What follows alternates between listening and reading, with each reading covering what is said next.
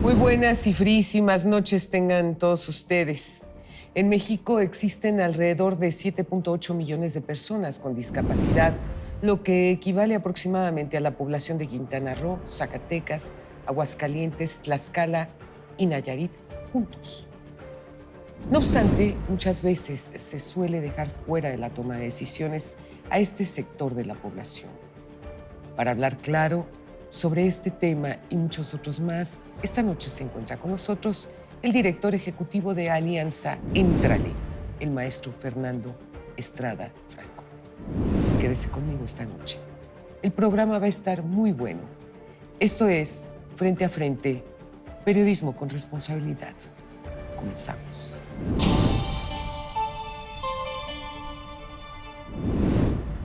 Me da mucho gusto recibir esta noche a Fernando Estrada para que nos platique, nos diga qué es lo que se está haciendo en México sobre este tema. Porque tú ves, por ejemplo, en los Estados Unidos, hay una concientización brutal, no solo por parte de la autoridad, sino también de los ciudadanos. Sin embargo, aquí en México, pues es muy triste ver la gandallez que de repente presencias, ¿no? Cuando a pesar de que hay, por ejemplo, algún tipo de señalamiento que es, por ejemplo, para señoras que están embarazadas o para personas que requieren algún tipo de apoyo, ya sea en los camiones, en los lugares, en los estacionamientos.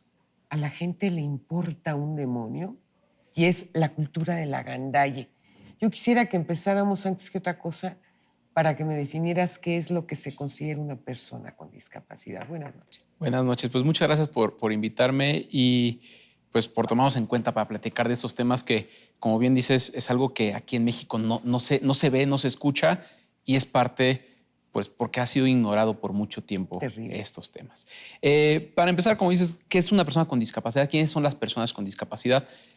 Las personas con discapacidad son aquellas personas que por alguna, tienen una condición de vida que les genera una limitación sensorial, física, intelectual, que no les permite interactuar plenamente en la sociedad. Eso es. ¿No? La persona, si bien tiene esta limitación, podría interactuar en una sociedad que es consciente, podría interactuar en una sociedad que es accesible, en una ciudad podría moverse libremente.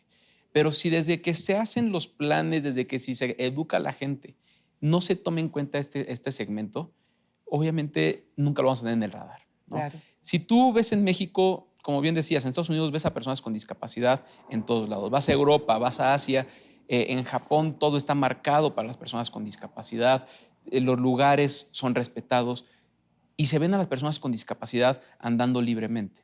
Sí. Aquí en México el inconsciente colectivo de las personas con discapacidad, sobre las personas con discapacidad está limitado a no las veo, no existen, o solamente están en la calle pidiendo limosna, o es O un tema estorban altruista, ante la sociedad. Fíjate es qué un duro, tema pero qué real. altruista, Sí. es un tema al que tenemos que apoyar, pero pues, ¿qué me ofrece? ¿No? Como Claro. que muchas veces se ve eso y el inconsciente colectivo es lo que puede tener en la cabeza. Un tema de hay que apoyar porque pues, tiene que ser así.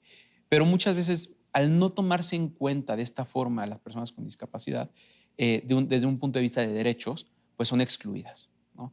Tenemos que cambiar la percepción de, de quiénes son las personas con discapacidad, de qué es la discapacidad, para poderlas ver en todos los aspectos. Es típico que un desarrollador inmobiliario ve el tema de accesibilidad como una regla que tiene que cumplir y llegas al mínimo indispensable sin tomar en cuenta cuál es la necesidad real. Si llegan al mínimo indispensable, muchas personas no van a poder interactuar, no van a poder salir a la calle, no van a poder ir al centro comercial, no van a poder ir al centro de entretenimiento, ¿no? Si empezamos a tomar en cuenta a las personas para hacer estas adecuaciones y que puedan ir al teatro libremente y disfrutar del teatro, pues vamos a empezar a verlos más en la sociedad. Claro. Si los empezamos a ver más en la sociedad, van a ser más visibles y vamos a empezar a tomarlos en cuenta para muchas otras decisiones. Por ejemplo, ve tú cuántos lugares en México, particularmente en la Ciudad de México, por mencionar solo una ciudad, cuántos tienen las rampas, por ejemplo, ¿no? Para aquellas personas que tienen que movilizarse en silla de ruedas. Es que prácticamente no Es nulo. existen. Es nulo, no. Y la Ciudad de México, según la OISS, la Ciudad de México es la segunda ciudad más accesible de Latinoamérica, Imagínate. después de Santiago de Chile. No, bueno. O sea, no sé cómo están las demás, ¿no? O sea, pues ya ni hablamos, ¿verdad? ni hay que hablar de las demás, porque si esta es la segunda ciudad más accesible de Latinoamérica No, por Dios. y una persona sin discapacidad apenas puede caminar en las banquetas, ¿cómo está todo lo demás, ¿no? Entonces, ¿cómo queremos que una persona vaya y pueda trasladarse, pueda ir a trabajar, pueda ir a la escuela en su silla de ruedas si no hay transporte público accesible? El Metrobús tiene 2 cajones para personas usuarias de silla de ruedas, pero con el atasque, que es ese medio de transporte, No, bueno. ni siquiera hay opción de que se pueda subir. Aparte de que hay unos 30 centímetros para poderte subir, entonces no todo el mundo puede llegar. No, Y esa pues. situación se está dando no solamente con los usuarios de silla de ruedas, con las personas con discapacidad visual, con discapacidad auditiva, con discapacidad intelectual que la gente no entiende qué es, y la discapacidad psicosocial que tampoco muchas veces no se entiende qué es. Explícanos, por favor. La discapacidad psicosocial entran cuando un trastorno psicológico te limita a hacer las actividades del día a día. Como por ejemplo. Una persona que por una depresión ya no puede literal pararse de la cama y no puede ir a trabajar, ahí es cuando se considera discapacidad. Cuando la depresión está controlada con medicamento y con tu psiquiatra y todo esto, no es tan considerado discapacidad, ¿no? O sea, ¿por qué? Porque no hay una limitación que te permita tu desarrollo con la sociedad, ¿no? Pero cuando un trastorno bipolar, cuando un trastorno obsesivo compulsivo, cuando un Tourette ya no te permite tener un trabajo. La otra vez conocí una persona que por Tourette lo corren o sea, consigue un trabajo, es muy, muy inteligente, es muy picudo, tiene muchos estudios. Lo contratan cuando ven su currículum y por Tourette y sus movimientos involuntarios, sus ruidos involuntarios, nunca dura el periodo de prueba. Puede ser el mejor candidato, pero como la gente no entiende qué es eso, llegan, se asustan y dicen, ¿sabes qué? No le va a dar una convulsión, no sé si pase, y va para afuera. ¿Qué opciones? ¿Qué es lo que se puede hacer en ese sentido para poder solucionar esto? Pues yo creo que lo primero tenemos que empezar a visibilizar la discapacidad. Tenemos que hacerla más visible y para eso tenemos que hacer que sea normal, ¿no? O sea, empezarlo a ver en todos lados. No digo que la discapacidad sea anormal, sino que esté más presente. Que esté presente, ¿no? Que esté presente, empezarla a ver en la calle, empezarla a ver en los centros comerciales, empezar a crear productos y servicios accesibles e incluyentes. Que en todos los centros comerciales o centros turísticos o lo que sea, las personas encargadas sepan cómo apoyar a una persona con discapacidad. Esto me parece divino, nada más que la cuestión es vamos aterrizándolo, porque si no, se queda nada más en un proyecto y se acabó. No, pero en el momento que tú tienes una cadena de cines en la que capacitas a todos tus colaboradores, que sepan perfectamente cómo atender para contratar, para vender el boleto a una persona con discapacidad, para apoyarle en caso de que tenga alguna situación, para poderle acompañar al lugar que necesite, lo que sea. Si tú los capacitas, les enseñas qué es, para que los traten con un trato digno y les puedan apoyar a estar en las mismas condiciones, ahí empieza la gente a interactuar, ¿no? Eso es. Y ya cuando tú lo empiezas a ver en diferentes lugares, empiezas a ser más consciente de esto. Claro. Y al ser más consciente de esto, los empiezas a tomar en cuenta para otras cosas. Si los empezamos a meter a las escuelas, si las escuelas cambian su modelo educativo para que sea más incluyente, no digo educación especial, no digo escuelas para personas con discapacidad, sino que cualquier persona con discapacidad A cualquier escuela. puede ir a pues. cualquier escuela, ¿no? Si pueden ir a las universidades, ¿por qué no podrían ir a una escuela primaria? Hay que educar a los profesores para que sepan qué tipo de apoyo les tenemos que dar.